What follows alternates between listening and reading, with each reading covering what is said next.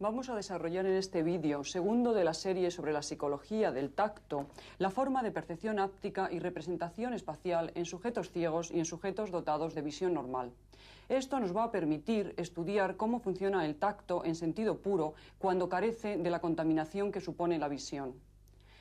A lo largo de la historia se han dado dos perspectivas diferentes. Una consiste en suponer que los distintos sentidos funcionan como elementos independientes, proporcionando cada uno de ellos un aspecto de la realidad.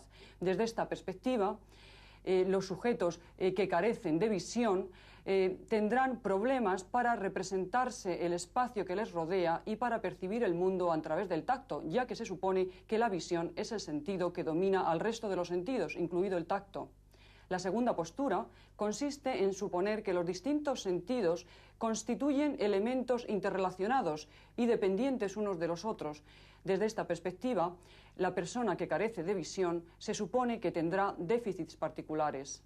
Una tercera perspectiva, más acorde con los conocimientos que tenemos en la actualidad, consiste en suponer que los distintos sentidos proporcionan información diferente, pero a la vez complementaria y convergente de la realidad. Vamos a ver a continuación distintos aspectos de la fisiología del sistema visual.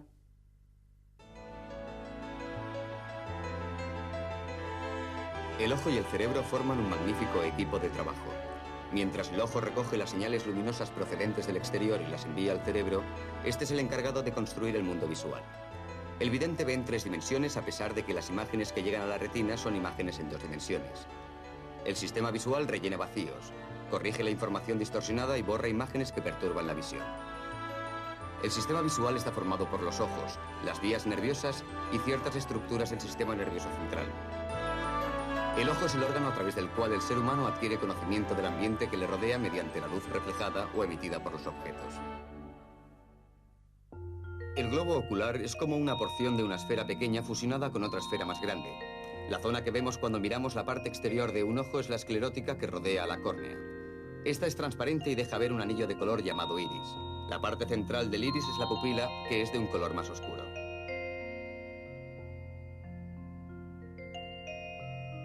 El globo del ojo está formado por 3 capas. Una capa exterior que está formada por la córnea y la esclerótica. Una capa intermedia que contiene los vasos sanguíneos que suministra la sangre al ojo. De atrás a adelante está formada por la coroides, el cuerpo ciliar y el iris. La capa más interior es la retina. En las cavidades formadas por estas 3 capas están las lentes del cristalino, el humor acuoso y el humor vítreo. El humor acuoso es un fluido claro que rellena el espacio que hay entre la córnea, las lentes y el iris. El humor vítreo es un fluido que rellena la cavidad mucho mayor que hay entre la esclerótica, el cuerpo ciliar y las lentes. Estas 2 cámaras están unidas a través de la pupila. La retina está formada por tejido neural y cubre la mayor parte de la zona posterior del ojo. Es la que recibe la luz y la convierte en energía química. Es en realidad una parte del cerebro formada por unos 150 millones de células ópticas.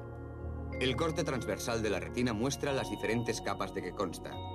Las señales nerviosas comienzan en los receptores sensoriales, los bastones sensibles a los distintos grados de gris y los conos sensibles al color. Las señales nerviosas viajan hacia el cerebro a través de las células bipolares y ganglionares, cuyos axones se unen para formar el nervio óptico que se aleja del globo ocular y se dirige hacia el cerebro. En el quiasma óptico, las fibras de las mitades nasales de cada retina cruzan al lado opuesto del cerebro, mientras que las de las zonas temporales no se cruzan. A partir del quiasma óptico, el nervio óptico contiene fibras de las 2 retinas. El resultado de este cruce parical de las fibras es que un objeto situado en el campo visual izquierdo, por ejemplo, produce efectos en ambos ojos que son transmitidos solo hacia el lado derecho del cerebro. Los axones de la retina terminan en los cuerpos geniculados del tálamo. De allí, una nueva neurona envía su axón al córtex estriado occipital, áreas cerebrales encargadas del procesamiento de la información visual. Otras ramificaciones se dirigen al córtex preestriado, situado más hacia adelante. En esta zona posiblemente la información visual se integra con la proveniente del tacto y del oído. El sistema visual extrae información puntual sobre las características de una imagen visual para construir una representación de la estructura de la imagen del objeto. En el reconocimiento de los objetos interviene tanto la información sensorial como el conocimiento previo del sujeto. Este complejo sistema a veces falla. Pueden surgir disfunciones y lesiones que pueden darse en las distintas partes del sistema. Esto puede dar lugar al deterioro de la visión y en ciertas ocasiones puede llegar a producir la ceguera. No existe en la actualidad una definición de ceguera comúnmente aceptada en todo el mundo. Sin embargo, la Organización Mundial de la Salud ha proporcionado una definición bastante comprensiva que ha sido ampliamente aceptada. Se habla de impedimento visual cuando la agudeza en el tablero de Snellen no supera la 6/18ª parte de metro corregida y un campo visual inferior a 20 grados. Ceguera social cuando la agudeza visual no supera la 6/60ª parte corregida o un campo visual inferior a 20 grados. Finalmente, ceguera total es cuando no existe percepción de la luz. Otra forma de definir la ceguera es atendiendo al momento de la vida en que aparece este trastorno. Los ciegos congénitos son aquellas personas que nacen sin visión, mientras que los ciegos tardíos son aquellas personas que la pierden en un momento de su vida. Personas que han visto antes y perdieron la vista más tarde sacan mejores resultados que las personas videntes o las personas nacidas ciegas. Por ejemplo, en mapas donde se deben reconocer formas o configuraciones, hasta formas biotridimensionales. Las primeras tienen las ventajas de la experiencia visual, de modo que pueden recordar cómo eran y funcionan las cosas. También tienen información sobre la habilidad de trabajos espaciales. Tienen información en cuanto a las formas verticales de su propio cuerpo, mientras que los ciegos pueden adquirir esta información de otro modo más lento. Además, los ciegos pueden practicar este tipo de información mediante el tacto, de modo que obtienen una información de la forma, siempre que los patrones les sean familiares, pues la técnica para ayudarles está basada en la destreza táctil junto con la experiencia visual. Esto les facilita una variedad de test de movilidad y de percepción de formas. Las causas de la ceguera congénita pueden ser múltiples: cataratas, glaucoma, etc. La causa más frecuente se debe a lesiones del nervio óptico y la retina.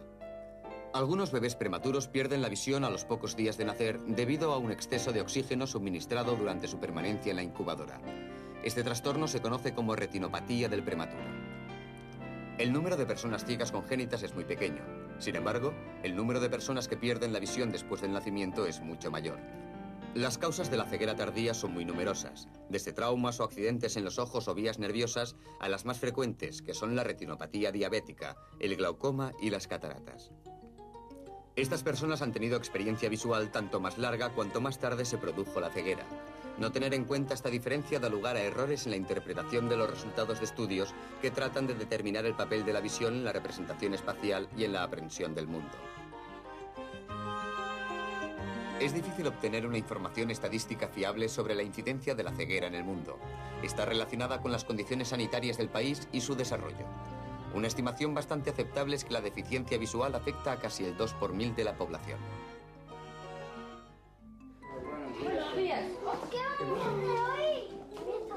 Un número importante de investigaciones aplicadas han estado dirigidas a averiguar cómo se podía mejorar la educación áptica de los niños con trastornos visuales por medio del entrenamiento áptico.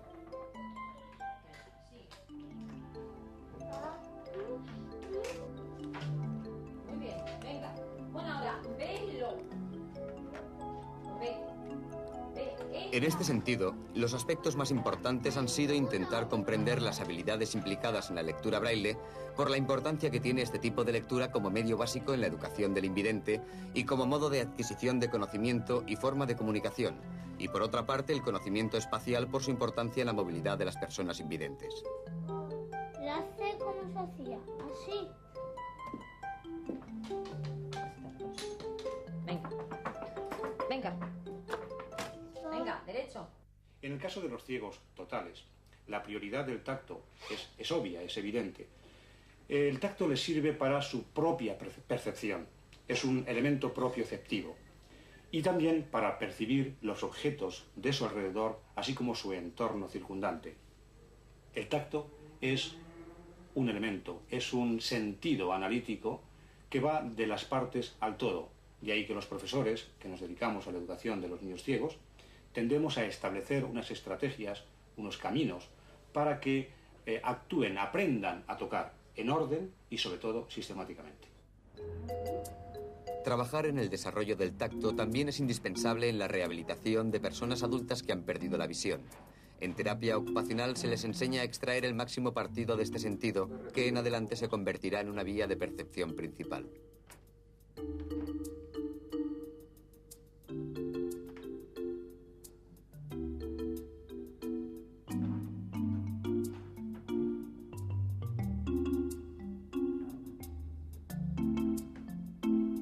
El principal problema que tiene la gente cuando llega al departamento es el miedo a tocar, el no saber reconocer la información, el que es demasiada información la que se está recibiendo a través del tacto y a través del resto de los sentidos. Entonces, mi cometido de alguna forma es encontrar la forma de variar o de cambiar las estructuras para que ellos empiecen a recibir la información lo más correcta posible, a que le llegue a su cerebro en las mejores condiciones y que ellos la puedan codificar y dar una respuesta en las actividades que tengan que hacer, tanto sea las actividades de la vida diaria, en lo cotidiano que hacemos todos cada día, o en actividades más específicas. Una pregunta que suele plantearse es si las personas ciegas desarrollan una sensibilidad especial del sentido del oído y el tacto. La respuesta aparente es no. Lo que ocurre es que mediante la práctica continuada tratando de obtener información a partir del oído y del tacto, algunas personas ciegas han aprendido a utilizar la información de estos otros canales de una manera más adecuada a los aspectos informacionales de su medio que las personas con visión. Muchas de estas cuestiones solo podrán resolverse cuando tengamos suficientes resultados empíricos. La gente puede reconocer los objetos muy bien simplemente con sus manos. Hemos averiguado que una razón por la que pueden hacerlo es porque pueden utilizar sus manos para mover y percibir al mismo tiempo, por lo que tocan la misma superficie con las manos y perciben la textura o aspereza de la superficie que están tocando. Moviendo sus manos en diferentes direcciones, la gente obtiene una información muy variada sobre cualquier objeto que esté tocando. En nuestro estudio más reciente, después de intentar aplicar sistemáticamente los principales movimientos que la gente utiliza, estamos intentando predecir cuándo utilizaríamos uno u otro movimiento al investigar un objeto. Por ejemplo, la gente normalmente comienza la exploración encerrando el objeto en la mano y alzándolo. La razón es que estas dos manos juntas son muy compatibles la una con la otra y proporcionan mucha información. Si bien parte de esta información es bastante general y no discriminatoria, obtienen el máximo rendimiento realizando estos simples movimientos.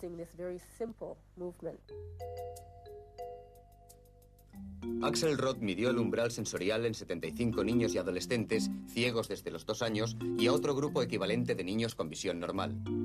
Utilizó como estímulos una serie de hilos de nylon de menor a mayor rigidez. Los resultados variaron ligeramente dependiendo del sexo y del dedo estimulado. Sin embargo, los resultados globales mostraron que la cantidad de fuerza justamente detectable fue semejante para los sujetos ciegos que para los videntes. Axelrod también midió el umbral de discriminación de 2 puntos y encontró que el umbral medio fue también semejante en los 2 grupos. En conclusión, no existe diferencia entre la sensibilidad táctil de la persona ciega y de la persona dotada de visión normal. Lo que ocurre es que la persona ciega aprende a atender ciertas características del ambiente que pasan desapercibidas para la persona con visión normal. El principal sentido espacial del ciego es el sentido del tacto. Tacto y visión funcionan de modo distinto. Para poder percibir un objeto a través del tacto es necesario que el receptor entre en contacto directo con el objeto que deseamos percibir. Sin embargo, la visión es un sentido que funciona a distancia. Debido a las características del tacto, no es extraño que dimensiones del objeto, como pueden ser su dureza o su textura, resulten más salientes para el tacto, mientras que otras dimensiones más globales, como son la forma y el tamaño de los objetos, resultan menos salientes. Tacto y visión no se solapan totalmente, proporcionan informaciones diferentes. Mientras la visión es capaz de aprender simultáneamente una escena grande, el tacto tiene que emplear un método de exploración sucesivo mucho más lento y que supone una gran carga para la memoria. Por tanto, desde un punto de vista práctico, es conveniente que los mapas, gráficos, patrones realzados, etc., que los ciegos tengan que explorar no sean demasiado grandes. De este modo, su actuación con los mismos será mucho mejor al no tener que sobrecargar la memoria con grandes cantidades de información.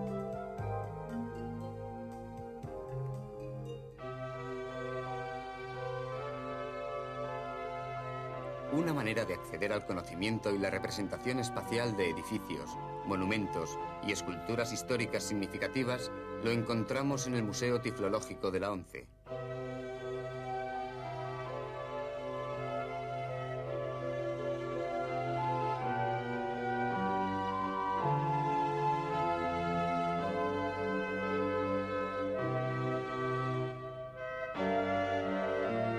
Las maquetas a escala en él expuestas permiten a ciegos totales y deficientes visuales percibir los volúmenes y relieves de estas construcciones con una fidelidad que no le brinda ningún otro sentido.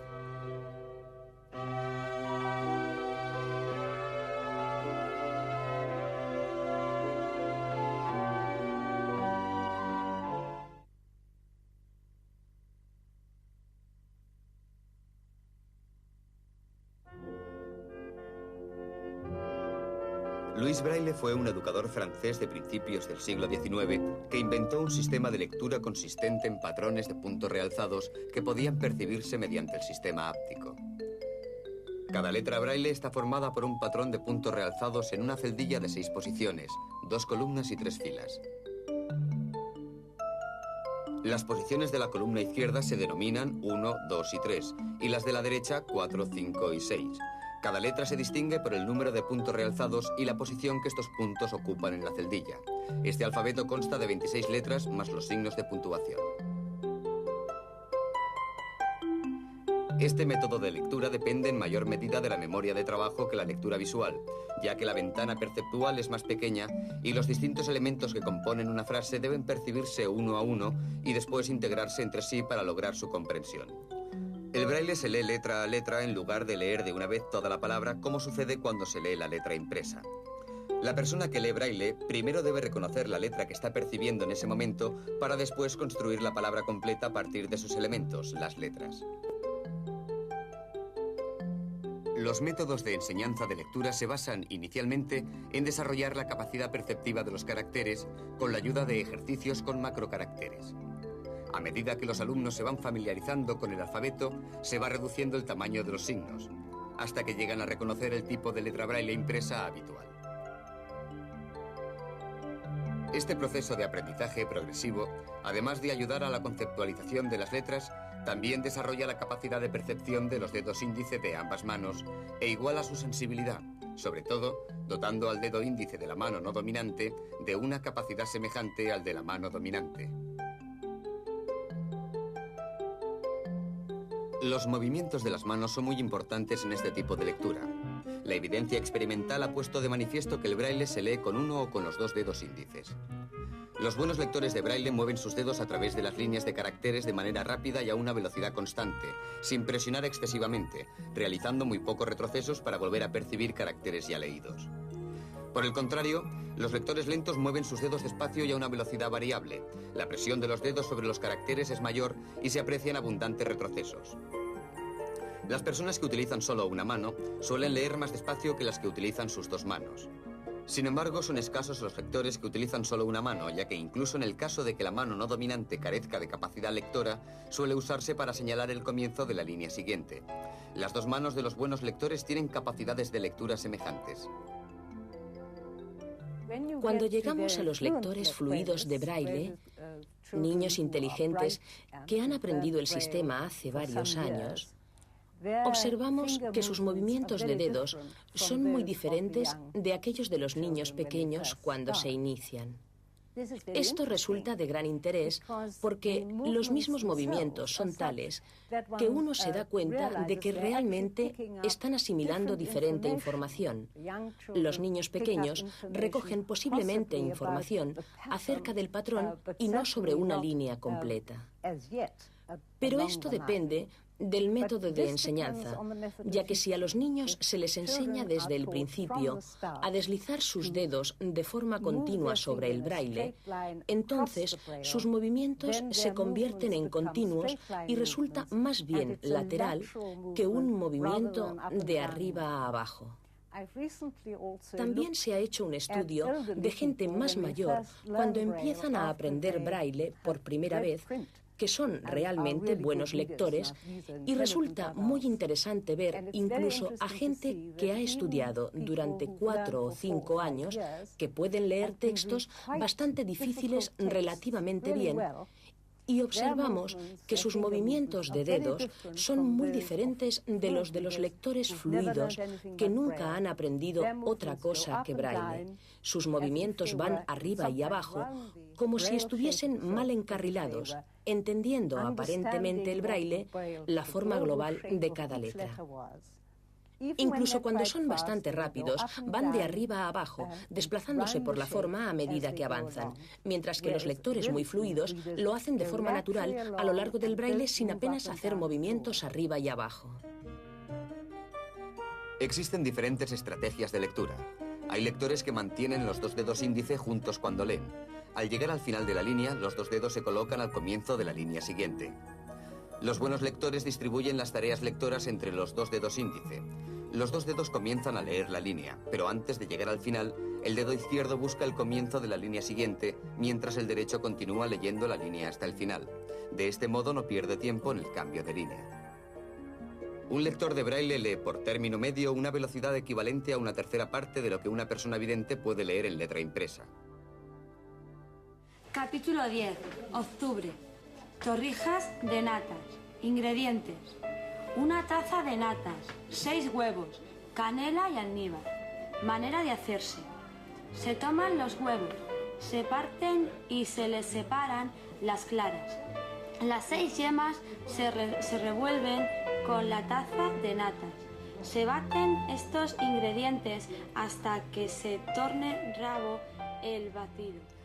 El lector experto utiliza además sus conocimientos de las regularidades del lenguaje para predecir letras, palabras e incluso frases, con el consiguiente ahorro de tiempo, lo que redunda en una mayor rapidez lectora. Actualmente estoy cursando la carrera de psicología y sobre mi método de estudios podría decir que combino el sistema auditivo y el braille. En primer lugar el auditivo porque es más rápido, pero después utilizo el sistema braille porque a través del tacto me permite visualizar los conceptos y por lo tanto retenerlos mejor. Los sistemas de escritura para invidentes han tenido una evolución tan notable como los de los videntes. La máquina de escribir Perkins es la más usual, pero los invidentes y deficientes visuales también tienen acceso a los ordenadores gracias a adaptaciones como son el aumento de caracteres, los programas hablados, impresoras de braille e instrumentos informáticos tan prácticos como el mini ordenador hablado o Braille and Speak.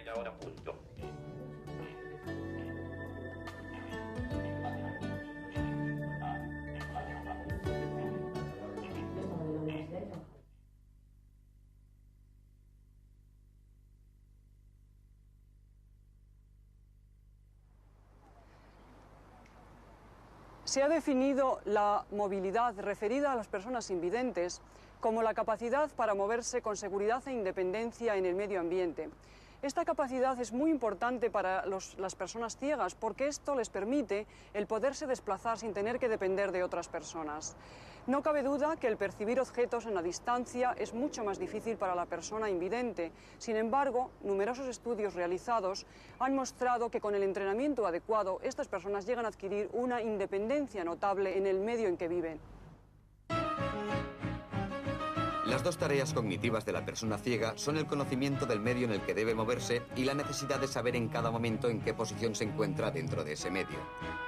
A pesar de la importancia de los procesos visuales en la movilidad, esta es posible cuando se carece totalmente de visión mediante procesos implicados en el conocimiento espacial y en la representación mental del ambiente. La posibilidad de movilidad ambiental en ausencia de la visión indica que en ella no está implicada únicamente la visión. La persona ciega es capaz de utilizar otros tipos de información no visual, especialmente auditiva y áptica para moverse de modo independiente en el medio ambiente. En la actualidad, prácticamente todas las personas ciegas reciben algún tipo de instrucción sobre movilidad. Las personas que se mueven mejor son aquellas que han recibido instrucción específica durante los primeros años de su vida y aquellas que disfrutaron de visión durante un cierto periodo. Experimentos realizados por Reiser y otros han mostrado que la habilidad de ciegos y videntes en la estimación y recuerdo de distancias es semejante. Sin embargo, cuando se trata de combinar el recuerdo de las distancias con los giros realizados a lo largo del camino, con el fin de evaluar la distancia total, los ciegos lo hacen peor que los videntes. Estos resultados pueden interpretarse por la hipótesis propuesta por Warren sobre el marco de referencia. Mientras los videntes pueden combinar los diferentes aspectos del medio en una representación que contiene la información espacial y las relaciones existentes entre los distintos componentes, el ciego congénito carece de un marco de referencia importante que le ayude a organizar su conocimiento del medio. Por eso, el ciego debe basarse más en su propio marco de referencia espacial, un marco centrado en su eje corporal como una forma de organizar y relacionar los objetos en su medio. La conciencia de la presencia de obstáculos adquirida mediante la detección del eco proveniente de la misma persona constituye una capacidad importante en el ciego. Sin embargo, todavía es más importante el uso del bastón, que constituye una de las técnicas de rehabilitación más importantes. El bastón hace un barrido del espacio que precede al invidente cuando se mueve en el medio. De este modo, en cada paso el pie ocupa la posición que previamente ha ocupado el bastón y le informa tanto de los posibles obstáculos como de las posibles desigualdades del terreno. Esta estrategia le proporciona la mayor protección cuando se mueve independientemente en el espacio exterior.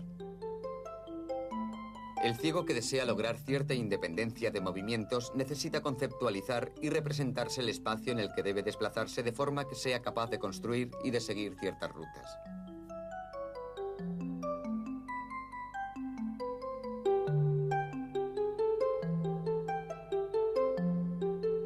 La predictibilidad del ambiente, las calles se cruzan generalmente formando ángulos rectos, y la capacidad del cuerpo para mantener la línea recta una vez iniciado el movimiento con una pequeña desviación de la trayectoria, unido a la utilización de estimulación no visual y el uso de ayudas como el bastón o el perro guía u otros tipos de ayudas electrónicas, facilitan la movilidad del invidente.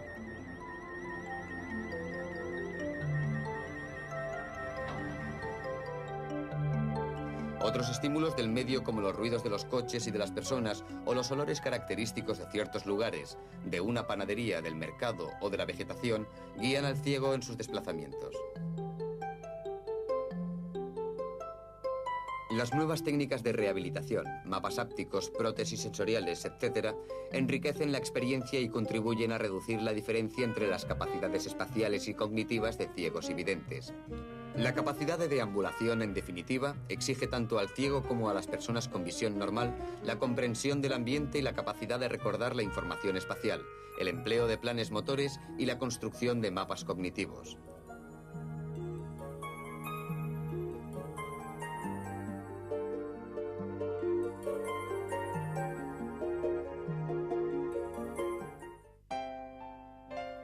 Sabemos que el ciego congénito presenta déficits en la percepción espacial y en otras habilidades conceptuales. Entre los conceptos que se enseñan formalmente al niño ciego figuran los conceptos espaciales: arriba, abajo, derecha, izquierda, enfrente, detrás, distancias, lecturas de mapas ápticos que le ayudan a representarse mentalmente el espacio y descriptores espaciales que le ayudan a leer estos mapas. Aunque la ceguera temprana interfiere en la adquisición de habilidades espaciales, los especialistas no creen que sea indicativo de que la percepción espacial esté ligada a procesos visuales. La ceguera no significa simplemente ausencia de visión, sino que modifica el tipo de información disponible para la persona carente de visión. La ciencia y la tecnología en la actualidad aunan sus fuerzas para construir dispositivos electrónicos que permitan ver a la persona ciega. Desde hace años se sabe que estimulando la corteza visual de las personas ciegas pueden percibir puntos de luz. Desde hace más de 20 años, varios equipos de investigadores están trabajando en proyectos que intentan crear algo parecido a un ojo o retina artificial que permita a los ciegos reconocer estímulos visuales. Muchas personas ciegas utilizan el sentido del tacto con mucha habilidad, siendo incluso capaces de actuar mejor que buena parte de las personas con visión normal cuando actúan con los ojos tapados en tareas de reconocimiento de estímulos familiares.